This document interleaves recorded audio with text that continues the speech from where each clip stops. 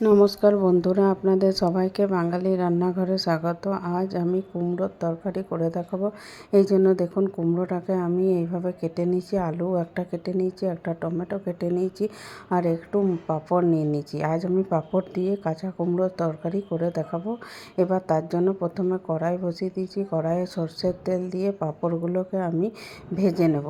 এখানে বন্ধুরা আমি প্রথমেই পাঁপড়টা ভেজে নিচ্ছি। পাঁপড়টাকে পরেও ভাজা যায়, কিন্তু প্রথমে ভেজে নিলে পুরো রান্নাটা, ওই তেলটা দিয়ে রান্নাটা হবে, তাহলে পুরো রান্নাটার মধ্যে একটা খুব সুন্দর পাঁপড়ের গন্ধ আসবে। সেই জন্য আমি পাঁপড়টাকে প্রথমেই ভেজে নিচ্ছি। আপনারা চাইলে পরেও ভেজে নিতে পারেন। তো আমি এখানে মশলা পাঁপড় ব্যবহার করছি, আপনারা চাইলে যে কোনো পাঁপড় ব্যবহার করতে পারেন। তো পাঁপড়গুলোকে প্রথমে আমি ভেজে নিচ্ছি, তারপর আমি রান্নাটা শুরু করব। আমরা কুমড়োর তরকারি অনেকভাবেই করি, কিন্তু বন্ধুরা এই যেভাবে আমি আজ করছি সেভাবে একবার করে দেখবেন, খুব ভালো লাগবে। এই দেখুন, পাঁপড়গুলো ভাজা হয়ে গেছে। এবার ওই তেলের মধ্যে আমি কিছুটা কালো সর্ষে ফোড়ন দিয়ে দিলাম, আর একটা শুকনো লঙ্কা দিয়ে দিলাম। তারপর এগুলোর থেকে যখন খুব সুন্দর একটা গন্ধ বেরিয়ে আসবে, প্রথমে আলুগুলোকে দিয়ে 2 মিনিট ভেজে নেব। তারপর আলুগুলো 2 মিনিট ভাজা হয়ে গেলে বাকি রান্নাটা করব। তো আর প্রথমে আলুটাকে দিয়ে একটু নাড়াচাড়া করে নিচ্ছি, আর এই সময় একটু আদাকে গ্রেট করে দিয়ে দিচ্ছি। আমি যেহেতু গুঁড়ো মশলা ব্যবহার করব, তাই এখানে আদাটা গ্রেট করে দিচ্ছি। আপনারা যদি বাটা মশলা ব্যবহার করেন, সেক্ষেত্রে আদা, লঙ্কা আর একটু জিরে বেটে নিলেই হবে। এই রান্নাতে বেশি মশলা লাগে না।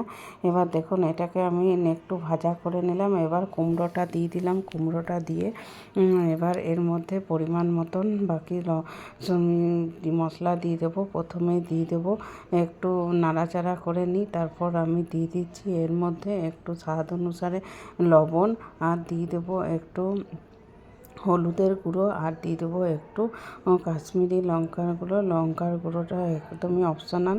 আপনারা চাইলে দিতেও পারেন, কিংবা না চাইলে নাও দিতে পারেন। এটা একটু কালারের জন্য, আর কিছু না, এতে কোনো ঝাল হয় না।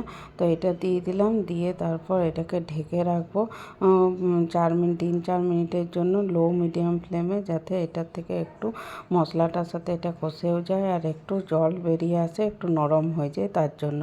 দেখুন, 3 মিনিট পর ঢাকনা খুলেছি। এবার এর মধ্যে একটু সবজি মশলা ব্যবহার করলাম। বাজারে যে সবজি মশলাগুলো পাওয়া যায়, সেই সবজি মশলা ব্যবহার করলাম। তারপর দিয়ে দিলাম একটু টমেটোটা, যেটা কেটে রেখেছিলাম, হাফ চামচের একটু বেশি মিষ্টি, যেহেতু কুমড়োর তরকারি একটু মিষ্টি মিষ্টি ভালো লাগে, তাই একটু চিনি দিয়েছি। চিনিটা অপশনাল, আপনারা চাইলে দিতেও পারেন, কিংবা নাও দিতে পারেন। এবার বন্ধুরা, এটাকে আবারও ঢাকা দিয়ে রেখে দেবো 5 মিনিটের জন্য। 5 মিনিট পর ঢাকনা খুলছি। দেখুন, অনেকটাই জল বেরিয়ে এসেছে। এবার একবার নাড়াচাড়া করে নেব। তারপর এতে একটু পরিমাণে জল দিয়ে দেবো, যাতে কুমড়োটা ভালোভাবে সেদ্ধ হয়ে যায়। তার জন্য দেখুন, আমি এখানে খুব সামান্য পরিমাণ জল দিয়ে এটাকে লো মিডিয়াম ফ্লেমে ঢাকা দিয়ে রেখে দেবো 10 থেকে 12 মিনিটের জন্যে। 10 থেকে 12 মিনিট পর আমি আবার ঢাকনা খুলব, যখন কুমড়োটা সিদ্ধ হয়ে যাবে, ততক্ষণের জন্য আমি ঢেকে রেখে দিচ্ছি।